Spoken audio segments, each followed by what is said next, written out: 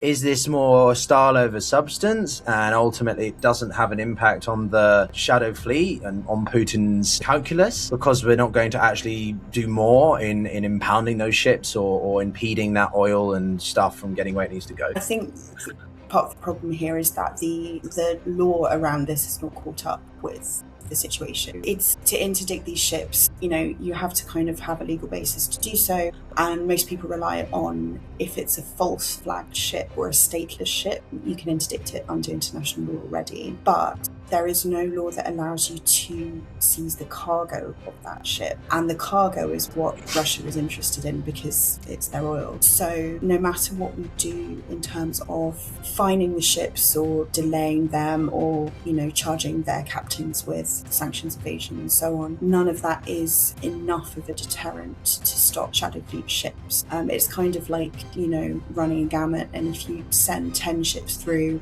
one gets detained, you've got a 90% success rate. So it is really difficult to stop this completely with that kind of stuff.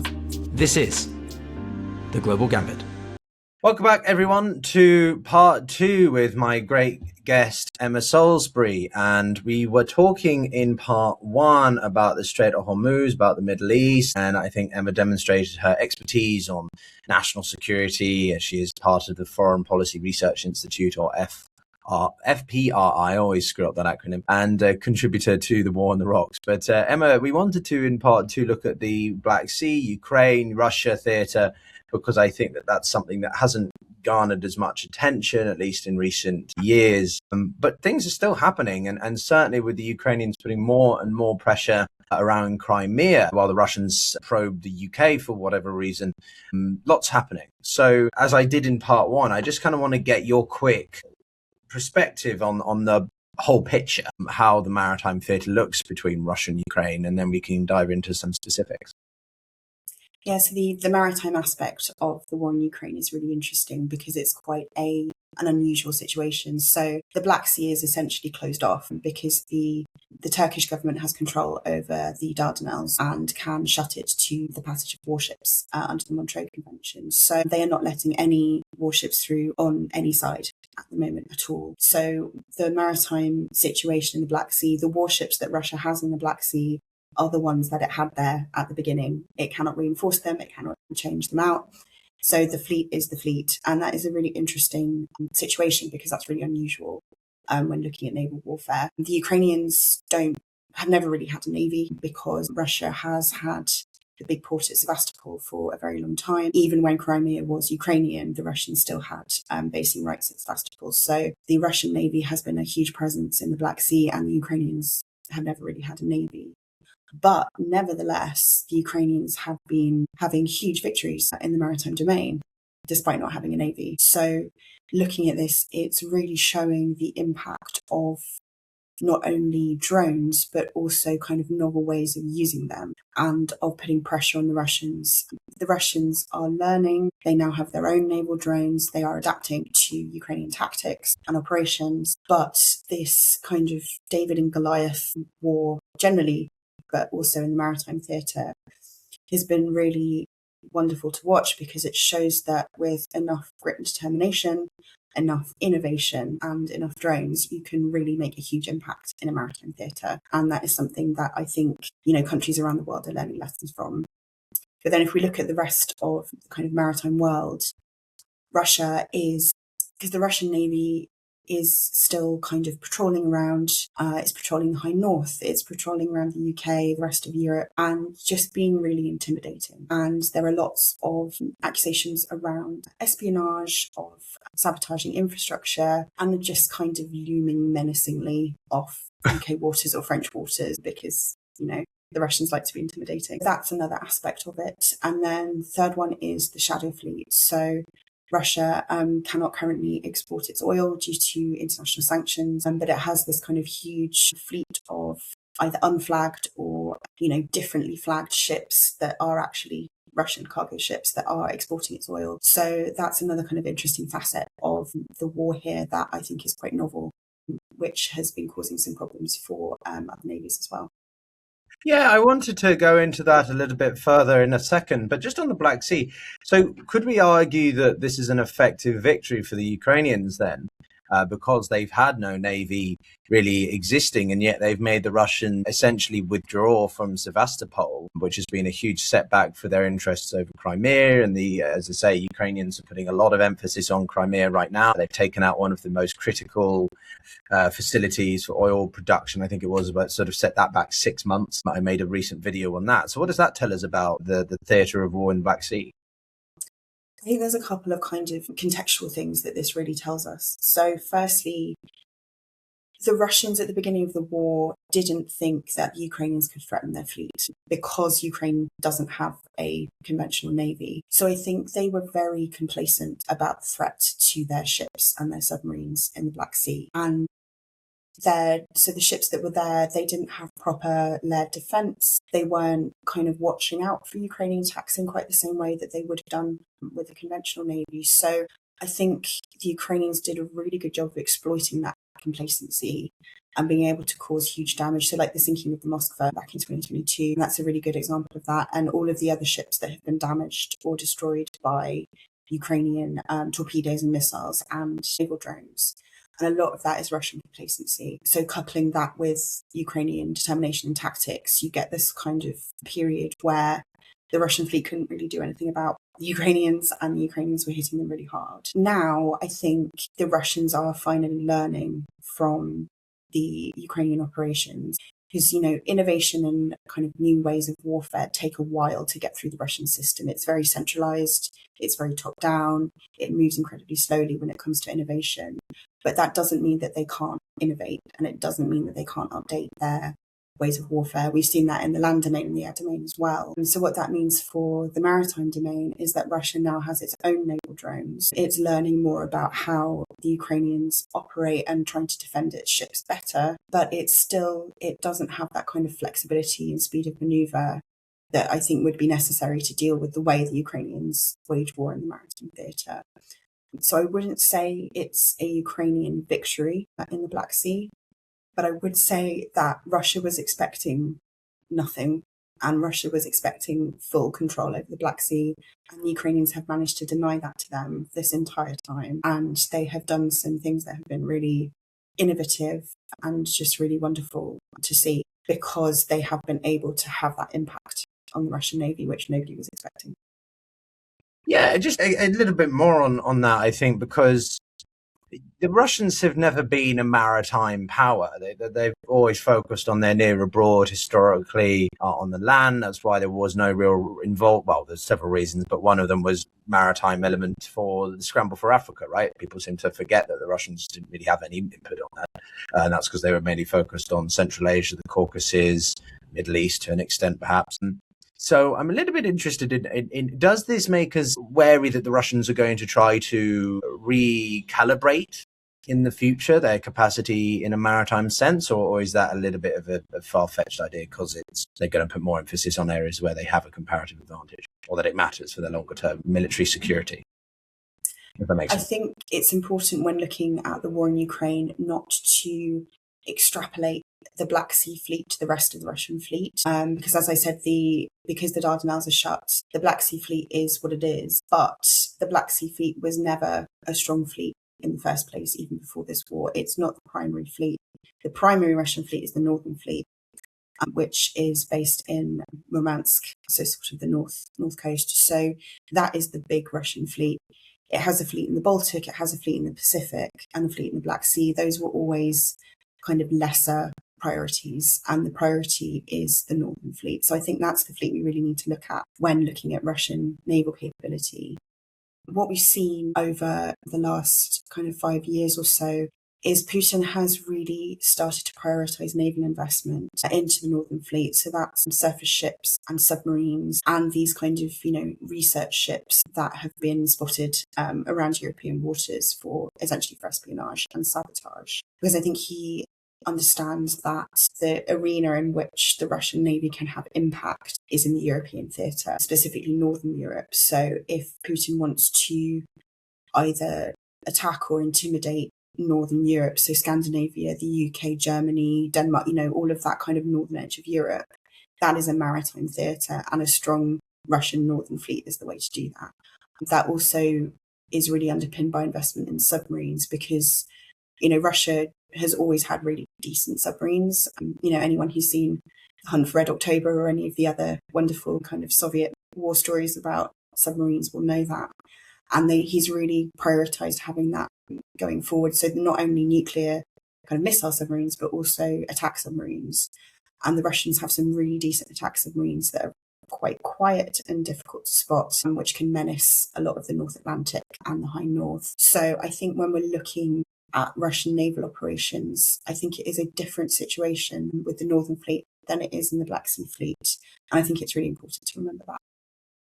No, I think that's a very astute point. The Russians, I don't think people sort of say that because they've been shown up by the Ukrainians in this war that they sort of have no capacity at all. I think it's always unwise to underestimate your opponent, and Moscow is still very capable, albeit in perhaps not ways that we think. But I'm interested a little bit on the Turkey element here because, Turkey's a rather unique NATO ally player. And I remember in the first 6 months of the war, there was this huge emphasis on the UN trying to get this grain deal and that sort of humanitarian corridor. One, again, rare example where the UN might have a role. Didn't last. But what is the dynamics here in the sort of the Mediterranean? And the Russians can't really access the Black Sea. It's closed off. They can, but only in very specific conditions. Or as you say, it's rather closed off now. I'm just kind of curious what the situation with that is now, and is there any movement? Does it matter at all anymore or not? So the Turkish are holding very firm on this, to their credit, I think. I think there was a lot of concern early on that Russia would be able to pressure Turkey to ease up on these restrictions, and they haven't, which I think is a really good thing. And, Turkey is a NATO ally, but it's always been a bit on the periphery in terms of commitment to NATO alliance, largely because Erdogan has been buying military equipment from the Russians for a long time in order to kind of step away from having too much dependence on the US for military equipment, and because the US wouldn't sell them some of the more complicated military platforms. So I think that was a concern early on, but it seems to me that, looking over the span of the last few years, Turkey has not drifted away from NATO and towards Russia in the way that I think some people were worried about, like we saw in Hungary before Orbán was defeated. But it, is still a really interesting player in NATO, and it's not kind of in the same bucket as, countries like the UK and France and Germany and the Scandinavians. And it's always been a bit different in its foreign policy. But I don't think that the Turks are going to open up the straits anytime soon, which I think is a good thing. Yeah. But that doesn't mean that Russia doesn't have a presence in the Med, because it did used to have a naval base in Syria before Assad fell. And it has a lot of access to naval bases in Libya, Tobruk in particular. So the Russian naval presence in the Med has been quite extensive, even though it couldn't then move that through the Dardanelles back into the Black Sea. Yeah, one of the things that I think has been evident is the Turks were one of the few nations to actually just deal with Russia's probing. So I'm thinking of the jet that violated Turkish airspace several years ago, and the Turks just shot it down. And the Russians didn't really do anything. There was condemnation and threats and bluster, but there wasn't actually any follow through. And it kind of leads me to the broader provocations that Putin has done several times in the past few months, including increasingly in the North Sea, the British Isles, the English Channel. So I'm just curious, is that an effective means of deterrence to actually just, if Russian jets violate sovereign space, that they're just taken out? Do you agree with that? Or you think that is an escalation point that is too risky to do for NATO? I think this really hits on an important conceptual point with this, because NATO is fundamentally a defensive alliance, and our commitment to each other is to defend NATO territory from enemy incursion. That is a very easy thing to conceptualize in a time of warfare, because you're at war, that is the adversary, we fight the adversary, we defend our territory. In this context, it's much more difficult, and Putin is aware that he is making things difficult for this reason. And this is the kind of hybrid warfare, grey zone warfare, whatever you like to call it, of just kind of nibbling away and provoking and poking and, denying things and, a drone comes over, but, was it accidental? And but all of these things built up over time create a pattern of provocation. But because none of the individual incidents are enough to cross our threshold for military reaction, we don't react militarily. So this is a really kind of sore point for Putin to be able to poke at, because he can keep making these provocations, sabotaging things, spying, having people assassinated, cutting cables, like all of this stuff. But because it's really difficult to attribute these kind of things, because it's easy for the Russians to deny it, and there's all this kind of greyness and uncertainty about it, NATO will not militarily respond, and he knows that, so he can keep doing it. I think what we have to ask ourselves as an alliance is, are we going to let him keep doing that, or are we going to strengthen our response? And I think, a lot of NATO nations don't really want to do that because they view it as escalation. But the problem is that Putin is escalating and provoking, and he is a bully, essentially. And the only way to deal with a bully is to stand up to him. And unless we do that, he's just going to keep going. So I think having a stronger reaction to these kind of things would be a good thing, because it would show Putin that we're not going to kind of lie back neatly and take whatever he throws at us, and that we understand what he's doing, we understand it's Russian provocation, and we respond. So this is why I've been glad to see that the Royal Navy and others have been shadowing Russian warships and, making their presence known. But if we see something very provoking, I think there needs to be a stronger response in that moment to kind of tell Putin to stop, basically. Yes, we saw that the Royal Navy undertook a acquisition, shall we say, a seizure of a tank on the weekend last week, of which I actually got to be on the BBC News to talk about. For those watching, fun fact, you can find it on the second channel if you want, but plugs aside. Emma, what did you make of that? And I've got a slightly more provocative question for you afterwards, but was it an impressive demonstration of finally stepping up to the mantle, so to speak? I'm really glad we did it. I think the fact that, after this happened, 6 more tankers kind of swiftly turned around and beetled off shows you that this kind of thing is a deterrent, and that kind of stronger response really does help. But the problem is that there are so many of these ships, and taking them is not only kind of the military resource of actually taking them, but then you have to harbour them and maintain them and go through all the legal stuff of, are you charging the captain with sanctions evasion? Are you deporting the crew? What are you doing with the cargo? What are you doing with the hull? And, it's a really complicated thing to interdict a cargo ship. And I can understand why we haven't been doing more of it for that reason. But I think having done it once, I think we should keep doing it, because the only way that Russia is going to stop using its shadow fleet is if it can't use its shadow fleet, because if it comes through the channel, it's going to get seized. So, yeah. Well, yeah, I mean, let's take stock. So the French have done this a handful of times since December, since the winter. And the Belgians have done it. I think the Danes have done it. And this was the first time that the British Royal Commandos had done it. But there's a couple of issues with this. And firstly, a lot of the footage that we saw was sort of staged, according to some, that it was done after the actual acquisition. Now, I personally don't see what the problem is with showing that, unless it's propaganda or whatever on every side. But secondly, that sort of, okay, yes, 6 ships turned back, but from my understanding, Emma, the ship was eventually, or at least in the French context, those ships were slapped a fine and then led on their way.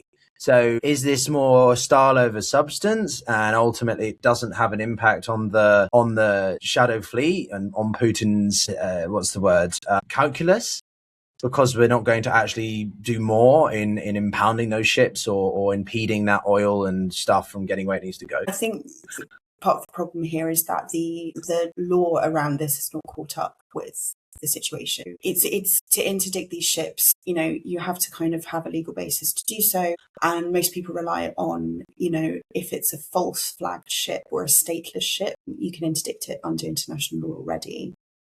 But there is no law that allows you to seize the cargo of that ship.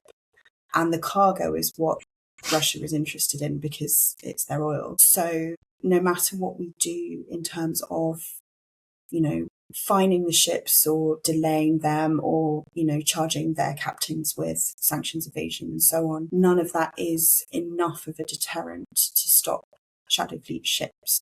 It's kind of like, running a gamut. And if you send 10 ships through, one gets detained, you've got a 90% success rate. So it is really difficult to stop this completely with that kind of stuff. But I think if we can agree on a stronger legal framework for this, that will really help, because if we can take the cargoes, I think that will be a much stronger incentive for those ships to stop coming through our waters, much more than it is at the moment, because these ships, they're owned by somebody, although it's, very shadowy kind of, structural things with flagging and so on. But those ships, you cannot take the cargo out of them, and you can't just kind of keep the ship either. So it's, you have to have much more of a stronger framework for this to be done properly, I think. And I think the Germans found that recently when they impounded a ship and did take the cargo and requisitioned it, and they've been having huge amounts of legal challenges over that because they were the first to try it, and it doesn't look like it's legally permitted, which is obviously a problem, because if that oil is released, then, Russia gets what it wants, just with a delay.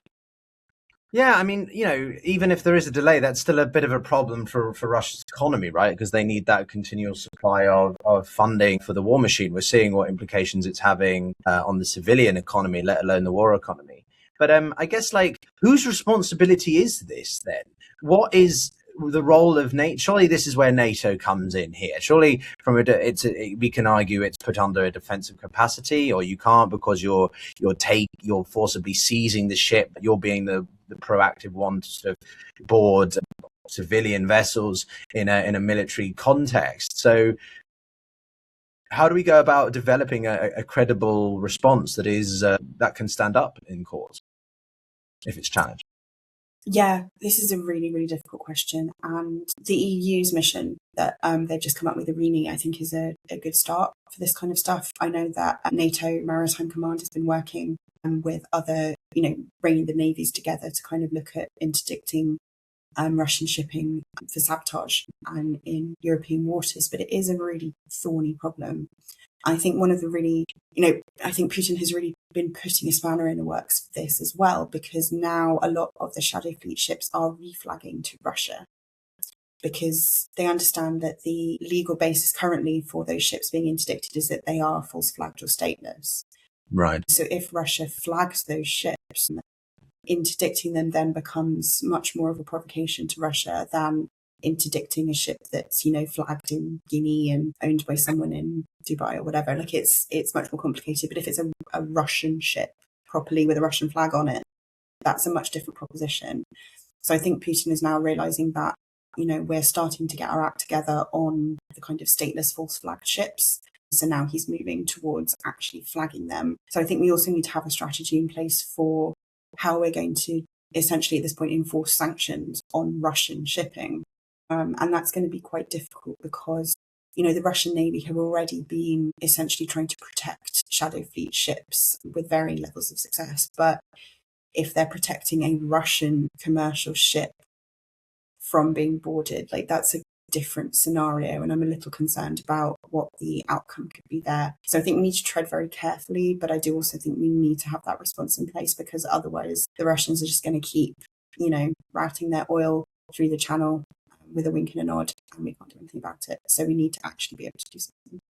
Sure. And I guess the last question for this episode is simply, what would you encourage people to look out for? What would you want and be hoping to see if you were in the room providing recommendations? Is it a more heightened NATO maritime presence? We particularly focus on the Baltics and the land-based aspects, but should we see more NATO maritime activities as a way to deter Putin? And if so, could that risk a direct confrontation between the two? I think my first recommendation would be to keep working together on this. Putin can provoke us individually, but as a collective, we are a lot stronger.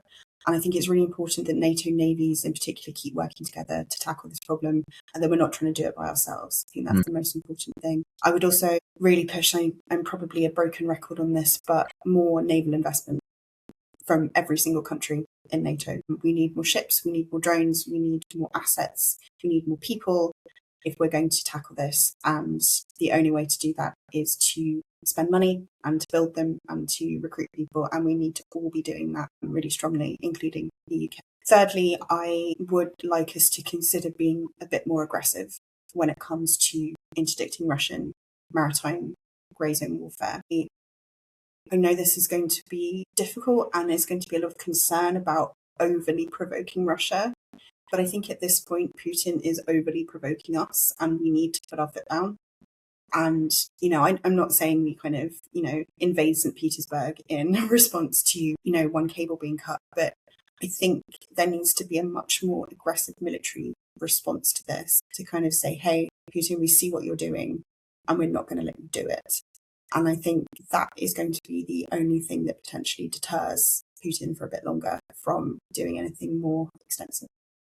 No, as someone who's studied Russia as much as I have, yes, it seems to be that the Moscow only seems to really recognize strength. That's why Putin only ever tries to talk to just Washington. He never references Zelensky, but increasingly, to end it on a light note or a positive note, he does increasingly recognize or have to acknowledge Europe as an independent actor because Europe is taking steps to stand up to it. And whilst this maybe have been a bit critical in this conversation, it's more from a sense of we want Europe to be able to be autonomous and capable in its own right without the dependency on the United States or any such things. And I think it's actions like these which are emblematic of that, if that makes sense. So, but Emma, thank you so much for your time. It's been an absolute pleasure. Everyone for watching. Do check out Emma's work at FPRI. Got the acronym right that time. And we'll see you all soon. And of course, for more like this, if you enjoy intellectual conversation, then subscribe. And we'll see you all in the next one. Take care.